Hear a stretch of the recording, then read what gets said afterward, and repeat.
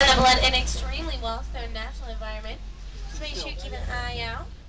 Actually, if you look to the right between the two bamboo stacks there, you'll see an okapi. Now, many people do believe that the okapi is related to the zebra because of its striped rear end there, but it's actually not related to the zebra at all. It's actually much more closely related to a giraffe, in fact. It's got an extremely long tongue, just like a giraffe, and it uses to strip the leaves off the branches there. Now here on the left is a watering hole. It's a great gathering place for many different animals, so I'm hoping we'll be able to see some rare ones, such as the black rhino. They like to hang around these parts here. Actually, look at this, folks. This is our lucky day, right down here by the fallen tree. Do y'all see the black rhino? Oh, wow. Looks like a rock, kind of. Kind of a big snooze. Now, the black rhino weighs about 3,000 pounds. They've got a skin of 1 inch thick and a stampede charge of up to about 35 miles per hour.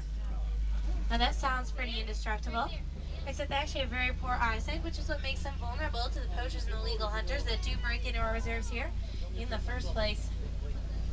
Unfortunately, they are poached for their horns, and there are less than 4,200 of them left here in all of wild Africa. And if y'all consider the size of Africa, 4,200 is not a lot. So we do need to increase our conservation efforts in order to increase their population size in the wild to a much more sustainable level.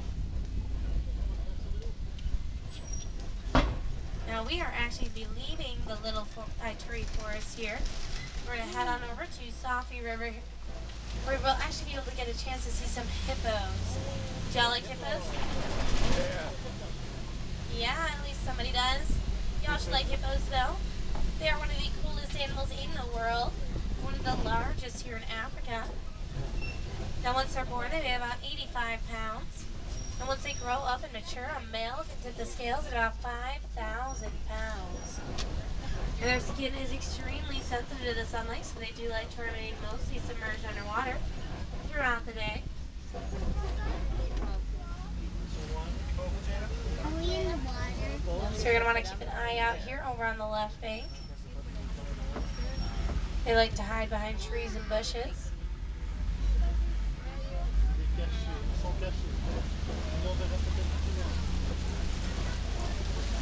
Okay, here to the left, look at this. Now, these birds here on the island are the pig-backed pelicans. They like to remain in colonies and rest up in the trees here. And look at this, folks, hippos. A whole bunch of hippos there.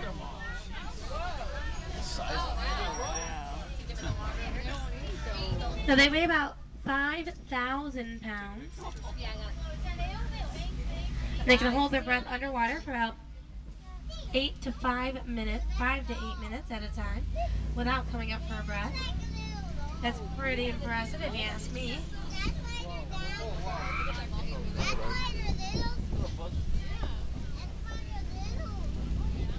Now up here, folks, this bridge looks really old, so I want to remind you, you must remain seated at this time. I don't want to lose you to the Nile crocodiles over here on our left. Now they are much larger and much more aggressive than the average American alligator. They can reach lengths of 18 to 20 feet long. And they have an incredible jaw strength, folks. With one snap, they can crush the bones of their prey. And I can assure you, anything that falls into that pit is not coming out. So let's get off this radio bridge now and get out of here.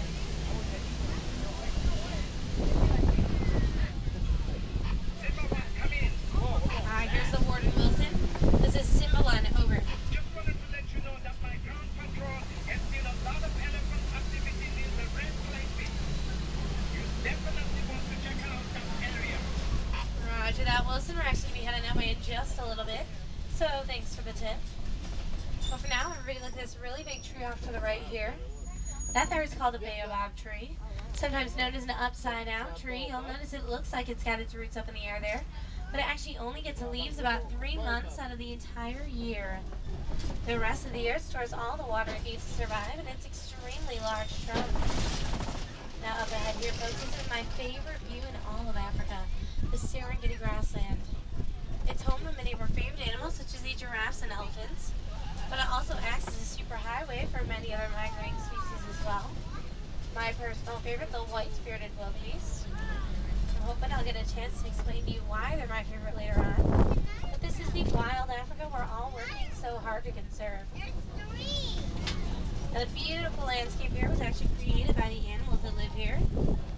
The elephants will act as bulldozers and they'll knock down the tree trunks, allowing for more grasses to spread. While the giraffes will act as pruning shears and they'll trim all the undersides of the trees there. You'll notice they're all pretty flat. That allows for more light to shine through. While the antelopes and zebras will mow down the grasses, allowing for plants to grow up. And the little Thompson's gazelles will just trim up all the edges. So in a balanced and natural ecosystem, there's enough food for everybody. Tall, medium, and short. Now coming up on the left here, these really big tan animals are the Patterson Zealand. And they are the largest eland in all of Africa, weighing about 2,000 pounds. And they can reach up to 6 feet to the shoulder.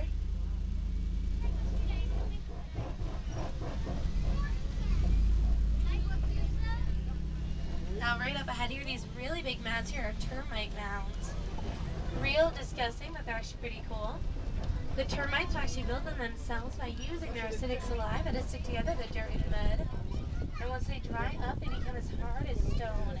An indestructible fortress for the termites. They've even got tunnels and pathways all throughout the mounds there that allow them to navigate their way through them. It's amazing that such a tiny little bug can create such a huge structure.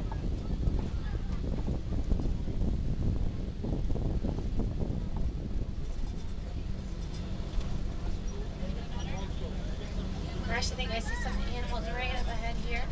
So we're going to hang out right up ahead.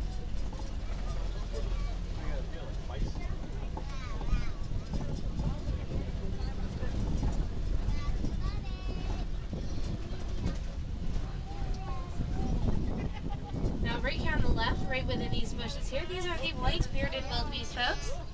They actually participate in the largest migration across all of Africa. About 1.5 million wildebeest will migrate across the African grasslands each year at the same time. Imagine the noise of 1.5 million wildebeest trotting across Africa would sound like, folks. Pretty amazing. Now here on the right, these little guys down here are the Thompson's gazelles. They might look like babies, but those are full-grown adults. They only reach up to about 60 pounds each. Well, those really big horned animals there are the Ankole cattle. And look right here on this plateau, folks. Some reticulated giraffes right to the right in the palm trees. Look at the giraffe, Cameron. And the Ankole cattle there, their horns reach 6 feet in length. While the reticulated giraffe there is the tallest land animal in the world, reaching heights of 18 to 20 feet tall. And actually, once they're born, they're already born at 6 feet tall, folks. Can you imagine that, a 6 foot tall baby? The reticulated giraffe actually got its name from the Latin word reticulata, which stands for net. And that actually describes its net-like pattern, which is unique to each individual, just like a fingerprint is to each human being. Now look right here, folks, these beautiful brown animals here, these are the sable antelope. They're actually the emblem of the Harambe Wildlife Reserve. And actually, the darker the color they are, the more dominant that individual is in the herd.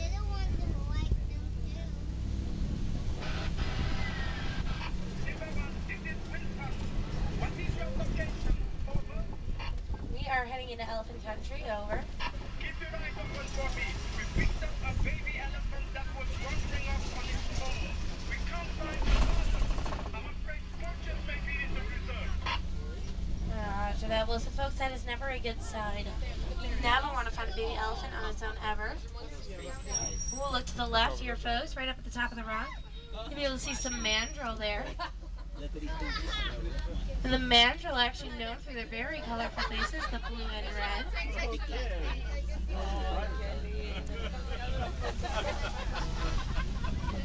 That's a mommy on Mother's Day. That's good. That's sweet.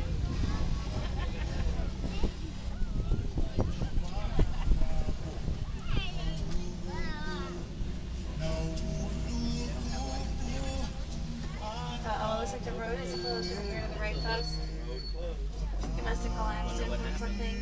Probably real big. I can only imagine what. Looks like we're gonna have to head on this way. I've actually never gone this way before, but I don't usually like taking unknown roads here in Africa because they sometimes lead to trouble. But it doesn't really look like there's any much turning around, especially in this really thick brush with my really big truck. We're gonna have to continue on forward.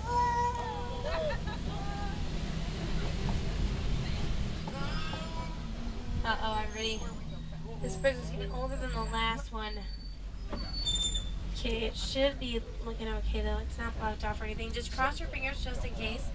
We're gonna take it real nice and slowly. Oh, okay, that does not sound good. Oh no, everybody leave to the right, leave to the right, everybody! Oh man, that actually worked. Okay, it was not crossing their fingers by accident, but should not have happened. Well, let's get out of here, folks. I think I knew exactly what to do in that situation. We were able to make it across alive. Not gonna lie though, I was a little bit nervous. At least we're headed to the red clay pits here. This actually what Wilson was talking about. They've never done that before. Oh, really? Looks like we're headed back on track here.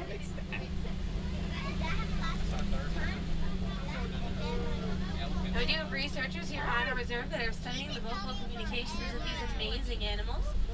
The more that we learn about them, the better we can help conserve them in the wild. And really that can go for any animal, folks. The more you learn about an animal, the more you're going to like that animal. The more you like that animal, the more likely you'll be going to help conserve them. And taking action is key to conservation, folks. You have to take action in order to see a change. Now look right here to the left, folks. You'll see some elephants. This actually looks like the female and calf, right? Look, there's even a little baby in between the two there. Now an elephant pregnancy lasts about 22 months. It's almost 2 years. And once they're born, they weigh about 200 to 300 pounds.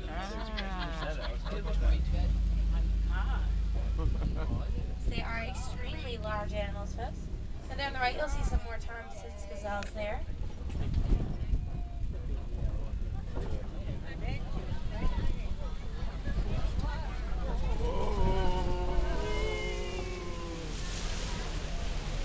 Now up here, it actually looks like some greater flamingo landed right here on this island. I can tell that because they are the lightest large flamingos. And they actually get their pink color from the vitamin A that they receive in their diets, which mostly consists of brine shrimp. They'll also use their beaks there as filters to filter out all the good yummy stuff there in the water.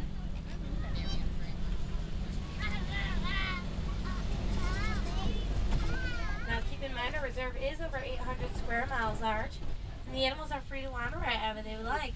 This is their home and we are just visiting. So you're going to want to make sure you keep an eye out here, especially in the Savannah region. The animals like to hide behind trees and bushes.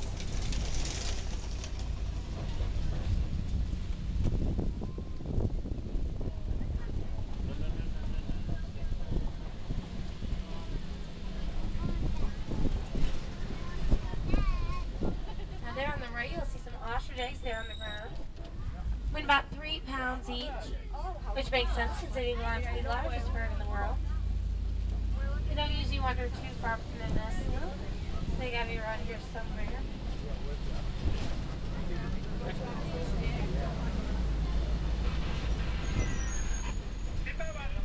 I see you on the junction. I suggest you go west. It will be worth it. Roger that, Wilson. I wonder what he's talking about. Guess we're just gonna have to find out.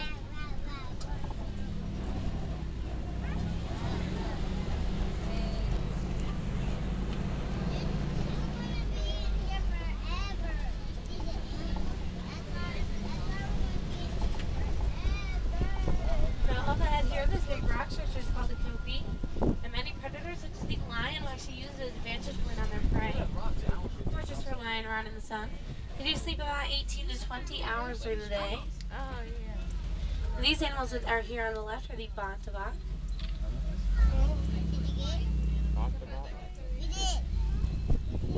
Now up ahead here, folks, looks like there's some white rhino right up on this little hill here.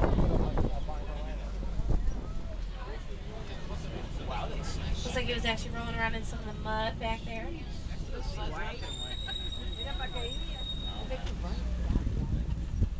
Now the white rhino actually represents one of the greatest conservation success stories in the world. They were critically endangered on the brink of extinction, but thanks to increased conservation efforts, their populations have now reached a much more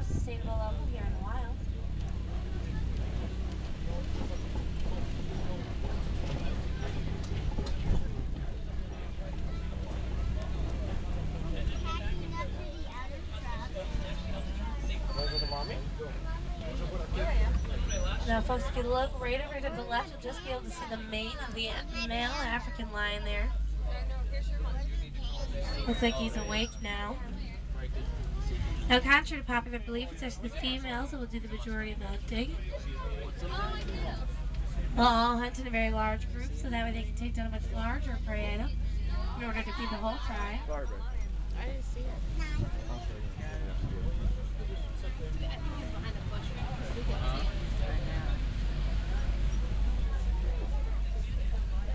Now, these burrows over here are sitting out by warthogs. They're actually back there, back by the bamboo to the left.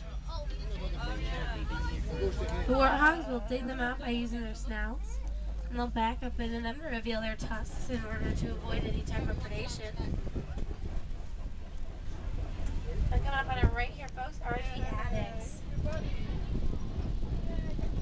Now, the addicts can sometimes go their entire life without drinking any water. They get all the moisture they need from the food that they eat, which mostly consists of moist leaves and grasses. They're hosing them down. Yeah.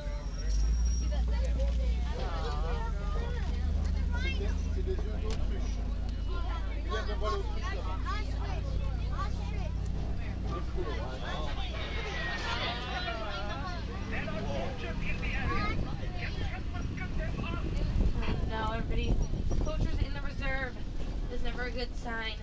Do you want to go help catch some poachers? Yeah. Yeah, of course we do. They're very bad people. We don't want them here in our reserve, especially with all these animals around.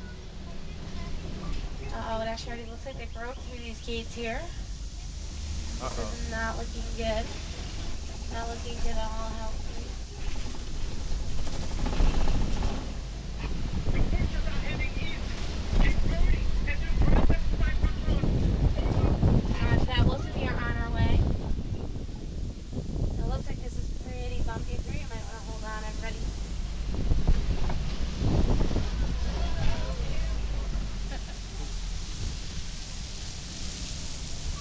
I think I actually see something right up ahead here. No, it looks like the poachers camp, everybody. Looks like they must have just left, though. We must have just missed them. Oh, not to worry. You drop them right into my patrol. Oh, look at that, everybody. We drove them out. But they won't get far. We located them out ahead of us. Thanks to you, they are now both safe. Aporte sana, everyone. You heard that, everybody. It was all thanks to you. I have to go now. Can't forget this baby elephant. Oh. Roger that, Wilson. Thank you so much. Well, the great news is we got to catch some poachers and save baby elephants. And the bad news is they can throw us off course a little bit. So I'm going to have to cut our 2 week safari about 13 days short. And I'm going to drop you off the nearest ordnance post. But from there, we'll just be sure to walk back to Harambe Village. And if you're interested in learning more about conservation and what you can do to help, I'm going to recommend you take a walk on the Pangani Forest Trail. There you'll be able to see meerkats, gorillas, naked mole rats, and all sorts of really neat animals there.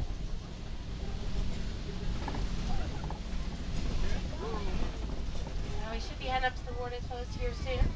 Just make sure you have all your loose belongings with you, folks. We don't want you leaving anything here behind with me. I will be departing on my next 2 weeks safari in about 3 minutes here.